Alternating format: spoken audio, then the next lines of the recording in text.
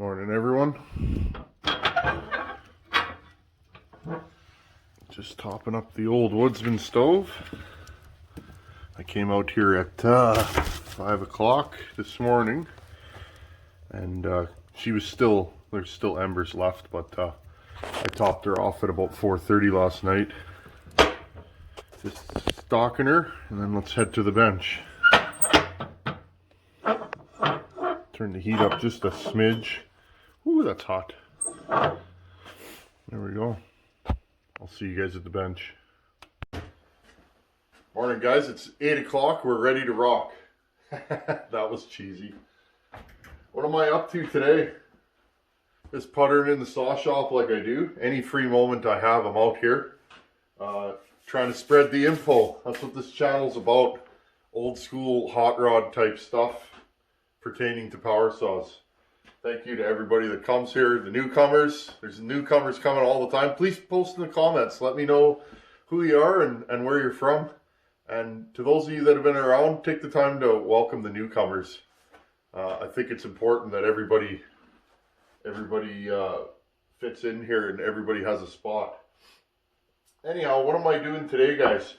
Well, I'm getting ready to assemble the Super Pro. We pulled it down, pulled the cylinder off. I want to go over just kind of the problems. There's a lot of problems with this saw. This was one of those saws, an employee, my buddy that sent this runs a tree service. His employee bought it. It ran, but it didn't run well, and I guess they went to run it and realized that it needed some help. So more of a project than they were willing to undertake. So I kind of want to go over, working on these old power saws. It's a labor of love.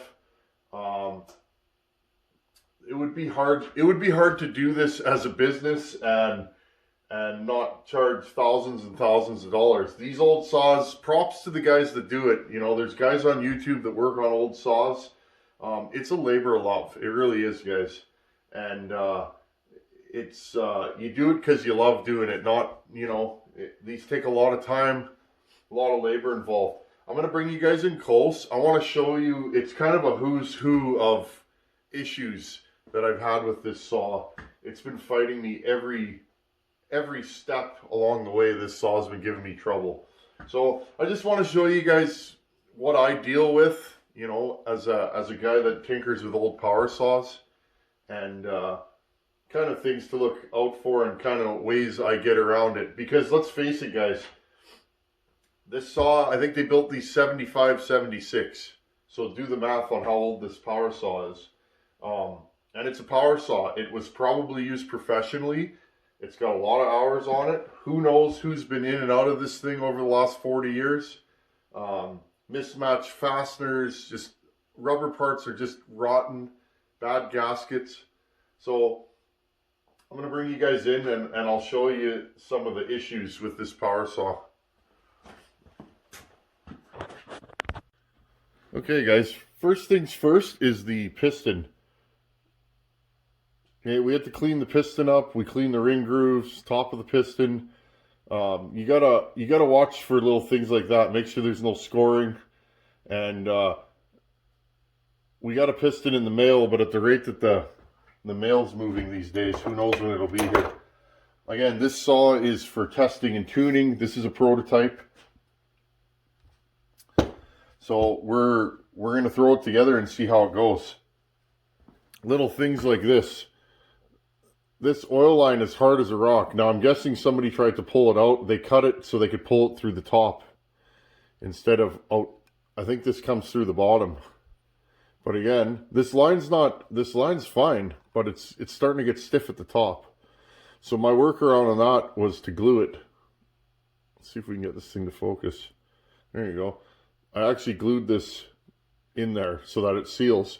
I had to dress. This whole surface was corroded. The gasket here was rotten. At the bottom here, there's O-rings that go in there, and somebody's glued them before, and we're going to have to glue the bottom, the cylinder bolts. Same thing, cleaning all the mating surfaces. This is a clamshell. So a lot of hours went in just to cleaning this one part and getting it serviceable. Cylinder, I finished the porting, same thing. Just, you know, corrosion on the mating surfaces, on the exhaust port, and just, you know, general problems, bent fins. None of them are broken off. So, you know, you gotta kind of go over every inch. Now this stuff is pretty good. There's a little bit of chipped plating by the transfers in this saw. I cleaned that up already. And we'll run it and see what it does. Here's your intake boot. This has a boot. This is an anti-vibe saw, being a Super Pro series. This flange was it was in terrible shape. So I had to dress this and kind of buff it up with a wire wheel. It's still pliable. There's no rips or cracks in it, but same thing, dressed up this side. This is a spacer they put that fits right into the intake here, like that. Same thing, this spacer was just covered in corrosion and junk, even though it's plastic. So we did that. Another little thing here, guys. I had to dress this flange here. This was just absolutely corroded. It's still not in the best shape. There's the bottom of it. And you guys could see what's going on there. All in here was just corroded. Like, you know, any of you that live in a normal or a northern climate, and yeah, there's nothing normal about a northern climate to the southern folks. Northern climate. It's like an aluminum wheel on a 25-year-old vehicle. It was just flaking in there. So we basically want to get rid of air leaks. Now, I attempted to do a video with my great idea of how to fix these AV mounts, and I failed horribly, guys. My idea was, I'll show you guys. My idea was to take 2 of these anti-vibe mounts that you can buy at like a farm supply store, grind them down so they're smaller and fit them in there, but they're too wide, and it was these brackets right here were not, like, there was no way to flip them around, which was my idea. So I cut the original rubber out. These AV mounts were broken, and I put heavy rubber, this stuff right here. I put this stuff, I cut blocks out of it. There's some movement there now. It should help with vibration, and we'll try it. Apparently, I'm supposed to have AV mounts coming in the mail, but nothing's been moving here lately since Christmas. So, again, the coil. One of you guys emailed me about a coil. Can't find the email now. Asking me, you thought you had a coil. Well, this is the coil on this saw. I don't see any part numbers on it. This is all cracked in here, guys. So what I did, I'm going to turn the autofocus off. Focus. Okay, it's not focusing. There you go. I put a new spark plug wire on this thing and JB welded it back in. It'll work. There was a little crack starting there, so I ground it out and JB welded it just to keep the moisture out. And here's the original spark plug wire. It was actually shorting out on the recoil right here. The spark plug wire comes around the recoil. It was actually being cut by that. I'm surprised this saw ran at all, guys. Here's the rear AV mount. It's not in the best shape. It's not in the worst shape. There you go. It's got a few cracks starting. We're going to run it like this for now. And see what we can do. The next thing I had to deal with, so this muffler was caved in here, so it was leaking exhaust really bad. So what I did is I went in through this hole with a punch, looked through the inside, and tapped her down until she was, you know, convexed out. And then once I put the bolt down, it'll cinch it back tight. It was leaking out of here really, really bad when I fired the saw up. So yeah, that's just kind of a, ins and outs. I'm just going to back you guys up here. Okay, so as you guys can see, this saw is a who's who of vintage saw problems. You got to be doubly diligent when you're working on these kinds of saws. The older saws, you never know what you're going to find. Some of the ones that look the best inside, piston and cylinder wise, have the worst problems with gaskets and rubber bits. Some of them look terrible inside, and there's nothing wrong with any of the parts. So kind of, I get a lot of emails about guys asking, you want to do vintage saws. I think it's great. I'm just trying to do a little bit of an overview for some of you that aren't aware of the problems that you can find.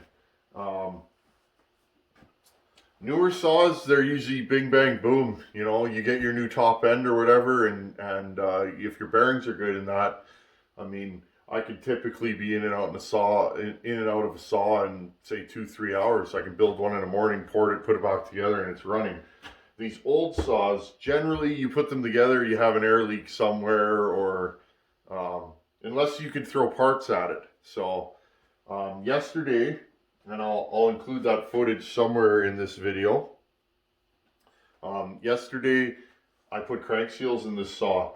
I could not find seals for this. I've been looking at my usual places online and bearing suppliers. I ordered these seals like 3 months ago, but with what's going on in the world, nothing's moving. So Monday morning, I drove around.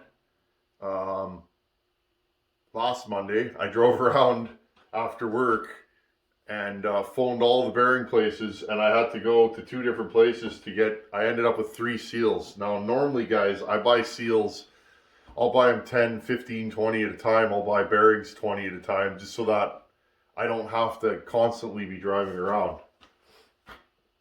So here's a clip of me putting bearings in this saw yesterday, and resealing it. They're good and tight now. Where's the old bearing, or did I say bearings or seals, guys? Here's a clip of me putting seals. I want to show you guys. Just give me a second here, guys and gals. I want to show you guys. Hold on.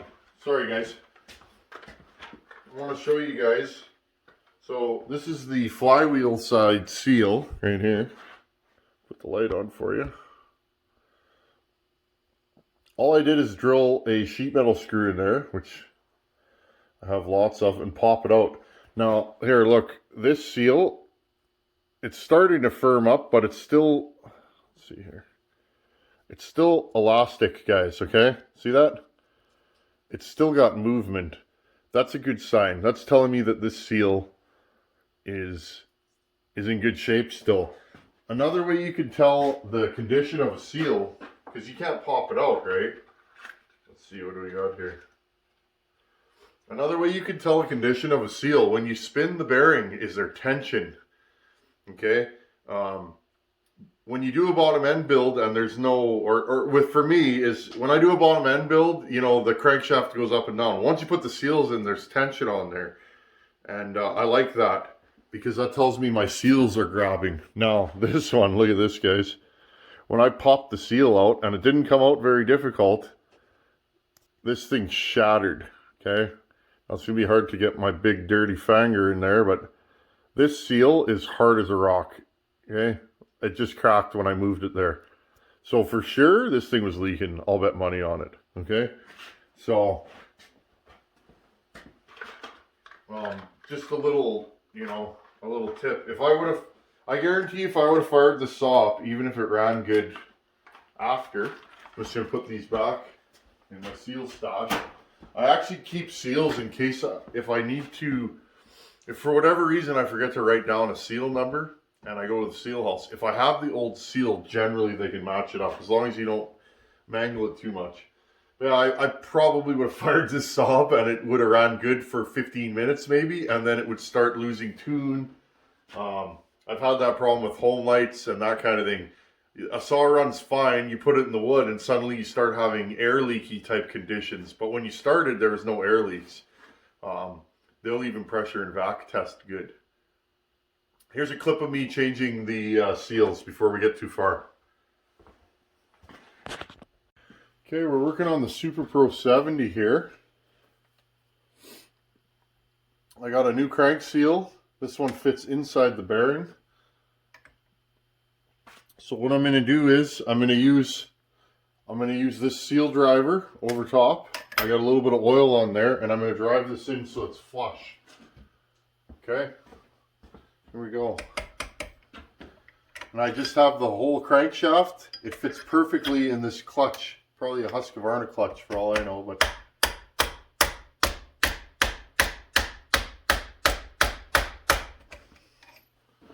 now the nice thing is about this is I can't overdrive it because it'll stop.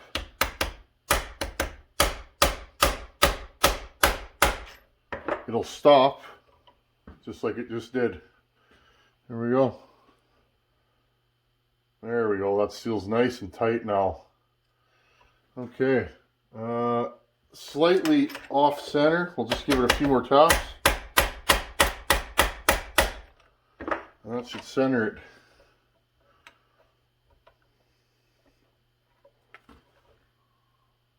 I like to spin it and just see if it's running true or not. This one looks perfect. There we go. And now, I put a new seal on that sleeve that fits in here.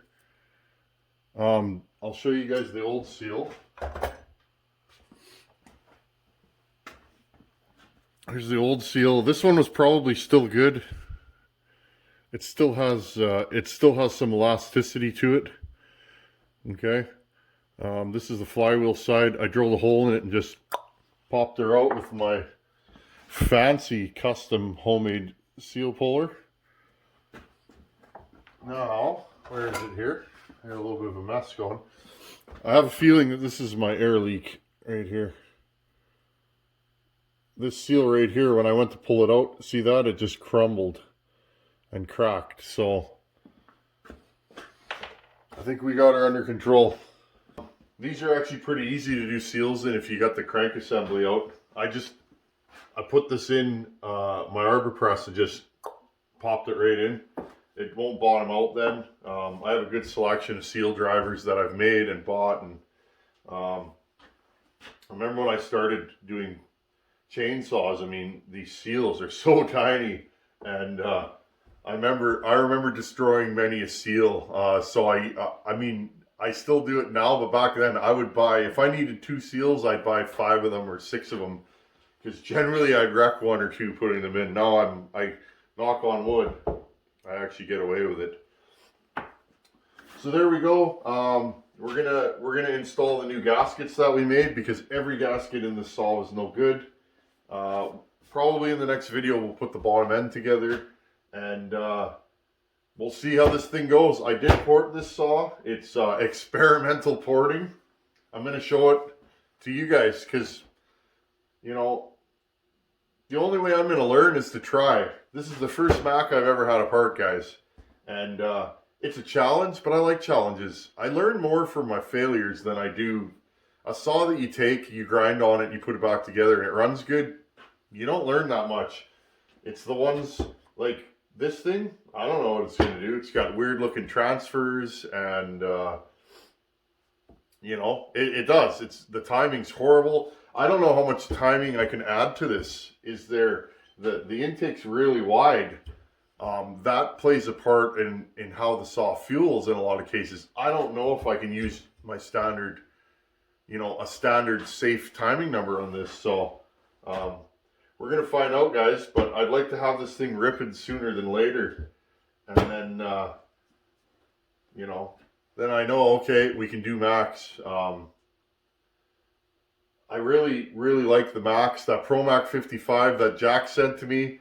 I run that quite a bit, and I really like that saw. I might open it up one of these days, but that saw is pristine, and I didn't want to experiment with a pristine saw. This is a turd saw. My buddy donated it to the channel, which is awesome. I love the donation simply because I don't have access to this here. Where he lives, there's lots of these. So, it's cool that you guys are helping me out and, you know, helping me grow as a builder by sending me saws that I would never have access to. Pioneers, there's lots of Pioneers around here. Max, no. Home lights, oh yeah. But there's 922 home lights, 76s, 130s, and then like they're called super minis up here. I think they're called super easies where you guys live. That's it for home lights. There's none of the 1050 supers or any of that. No 925s. So, yeah, I keep looking for more home lights to do. I got a little bit of a home light itch I got to scratch. So, okay, I think I've rambled on enough. I hope this kind of gave you guys an overview of what a fella goes through when he decides to take on a build like this. And I hope this saw runs good and absolutely pulls chain. My experience now with McCulloch's running this one stock, because I did run it very briefly because it was in terrible shape. They rev kind of slow. So they don't have what we call crack. Crack is when you pull the trigger and it revs up right away. They rev kind of slow and they don't seem to have good pull. At least the two that I've run, they don't have good pull in the wood. And by pull, I mean, if you got a long bar and it's buried, you know, with a fairly aggressive raker or just a regular raker and a good sharp chain, if you have to gingerly feed the saw, you got to be really careful or it'll stall. It doesn't have pull to me. So when I port a saw, I'm a big fella and sometimes I might pull up on the handle a little more than I should or any of that or get impatient. I want a saw that if you're in a heavy feeding situation or you're falling, you know, and the saw is starting to get pinched through a little bit, I want a saw that the torque curve is right underneath the horsepower. So when it starts to fall off its max horsepower, I want it to hit max torque and speed back up. To me, that's a good work saw. So these are going to be a little bit of a struggle for me. There's lots I can't do to them. There are some stuff that I did do to this one, but we won't know until I run it. I don't even know if this saw is going to blow up or not. It would have maybe stock. It's got some issues. And it is what it is. If we blow it up, we'll hang it up on the wall till we can find a cylinder, you know, and just keep going. I think it's going to hold together, knock on wood again, guys, but we'll see what we can do. Okay, I'm going to get going on this, and I want to put the bottom end together. I might do that tomorrow, actually, but I want to get the piston in the cylinder. I want to make sure we have good compression now. This thing was a little low on compression when I started. And get the gaskets in and glue everything together. And figure out how many nuts I'm missing and bolts. Because this thing was actually missing quite a few fasteners the way I got it. So, okay. Old power saws, this is what we go through. The struggle is real, folks. As always, thanks for watching. Take her easy. Later.